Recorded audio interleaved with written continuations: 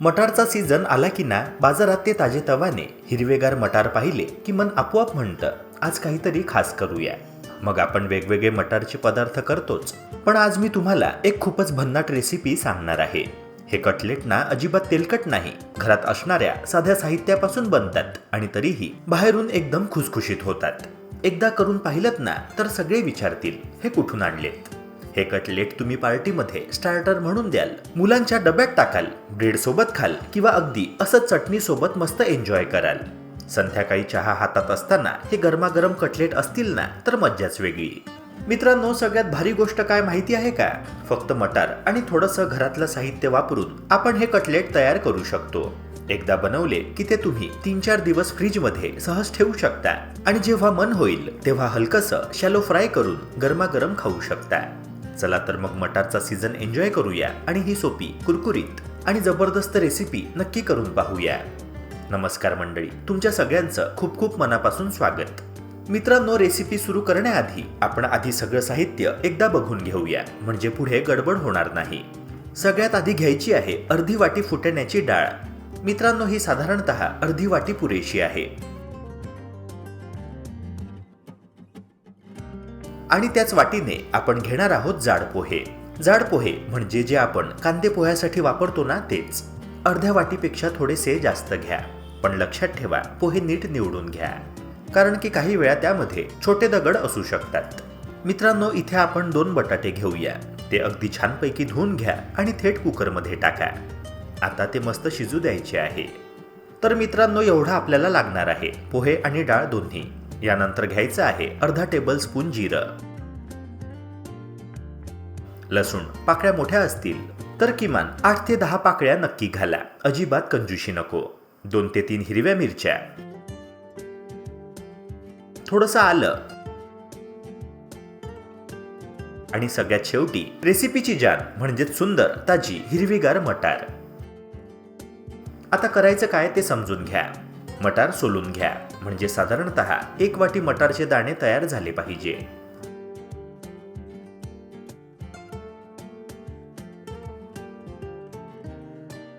बस एवढंच साहित्य लागणार आहे आपल्याला. आता लसूण सोलून ठेवा.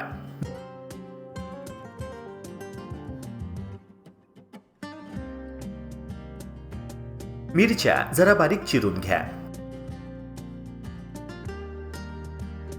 आणि आलं तर अगदीच बारीक चिरायचं आहे, म्हणजे चव छान येते.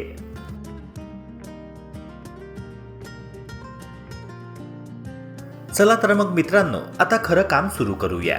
बनवूया छानपैकी मटार कटलेट. गॅस सुरू केलेला आहे आणि मी घेतली आहे एक जाडसर कढई. त्यात आधी पोहे आणि डाळ दोन्ही एकत्र टाका. मित्रांनो, ह्या दोन्ही गोष्टी आधीच भाजलेल्या असतात, पण आपण थोडंसं अजून भाजून घेणार आहोत. डाळमुळे कटलेटला छान खमंगपणा येतो आणि पोह्यांमुळे मस्त बाइंडिंग तयार होतं. शिवाय कटलेट कुरकुरीत सुद्धा होतात, म्हणून हे दोन्ही पदार्थ घालणं खूप महत्त्वाचं आहे. थोडंसं भाजून घेतलं की हे अजूनच छान कुरकुरीत होतात.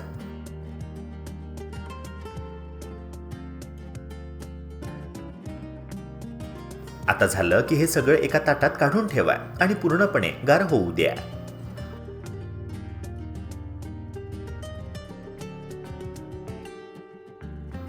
आपण तीच कढई परत गॅसवर ठेवायची आणि त्यात थोडंसं तेल घालायचं. आणि हो, जर तुम्हाला आवडत असेल तर तेलाऐवजी बटरही तुम्ही घालू शकता. टेस्ट अजून भारी लागते. मित्रांनो, मी इथे साधारणतः 1.5 टेबलस्पून तेल वापरलेलं आहे.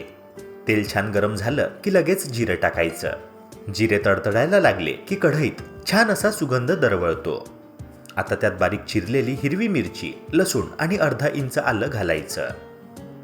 हे सगळं छान परतून घ्या, म्हणजे आलं लसणाचा कच्चा वास पूर्णपणे निघून जातो आणि बेस एकदम परफेक्ट तयार होतो. मित्रांनो, आता यात 1 कप ताजा हिरवा मटार घाला.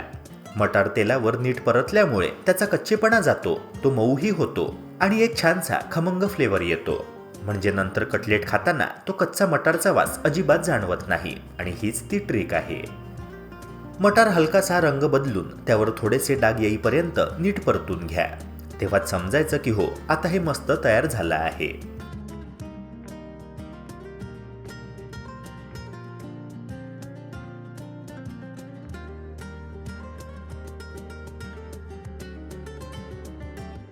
आता हे सतत ढवळत राहायचं आणि बघा छान एकजीव असं झालंय.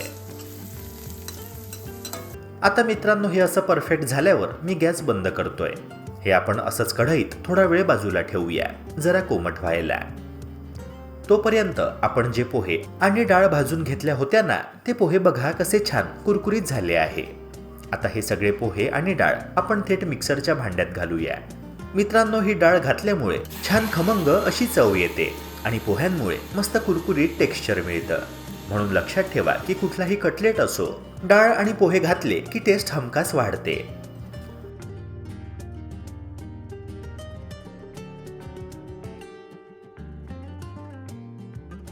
आपण जे मिक्सरच्या भांड्यात आधी काम केलंय ना, त्याच भांड्यात हे परतून घेतलेले मटार, जिरं, आलं, लसूण, मिरच्या म्हणजे जे काही आहे ते सगळं एकदम काढून घ्यायचं आणि थोडंसं कोथिंबीर टाकायचं आहे, कारण त्यामुळे मिश्रणाला मस्त हिरवागार रंग येतो, खमंग चव येते. मित्रांनो आता इथे एक लक्षात ठेवा, पाणी अजिबात घालायचं नाहीये. हे सगळं मिक्सरमध्ये भरडसर वाटून घ्यायचं, अगदी पेस्ट नाही करायची. बघा जसं आपण म्हणतो ना दरदरीत तसं. हे झालं की एक मोठं भांडं घ्या आणि हे तयार मिश्रण त्यात काढून ठेवा.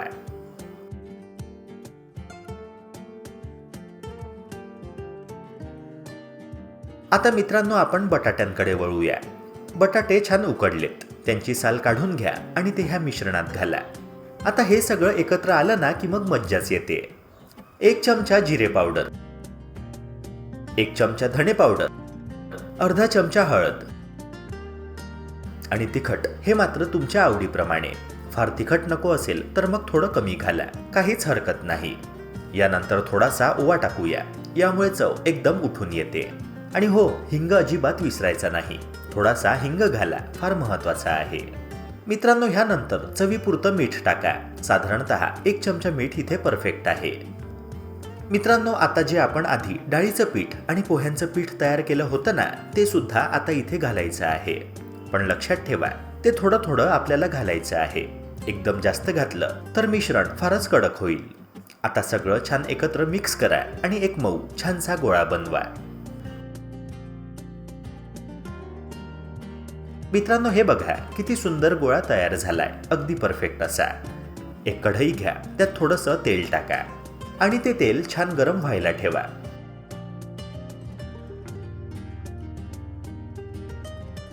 तोपर्यंत आपण आपल्या कटलेटला शेप देऊया. हे बघा मिश्रण हातात घ्या आणि हलक्या हाताने गोल गोल असा आकार द्या.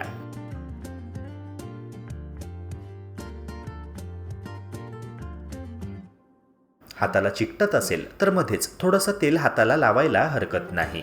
असे सगळे कटलेट तयार करून झाले की आता थेट गरम तेलात सोडा. छान हळूच तळायचे, दोन्ही बाजूंनी मस्त सोनेरी रंग येईपर्यंत.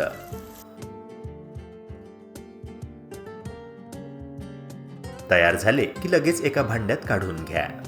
मित्रांनो आता बघा जरा किती सुंदर असा रंग आलाय, वरून छान कुरकुरीत आणि आतून एकदम मऊ सॉफ्ट, अगदी परफेक्ट कटलेट तयार झाले आहे. मित्रांनो तुम्ही ही पद्धत नक्की ट्राय करा. मुलांचा बर्थडे असो किंवा मग अचानक पाहुणे आले तरीही हे कटलेट अगदी झटपट बनतात आणि सगळ्यांनाच प्रचंड आवडतात. एकदा नक्की ट्राय करून बघा. आणि मित्रांनो अशाच प्रकारच्या नवनवीन रेसिपीज करिता आपल्या YouTube चॅनलला सबस्क्राईब करून बेल आयकॉनला नक्की प्रेस करा. भेटूया पुन्हा एका नव्या रेसिपीसह.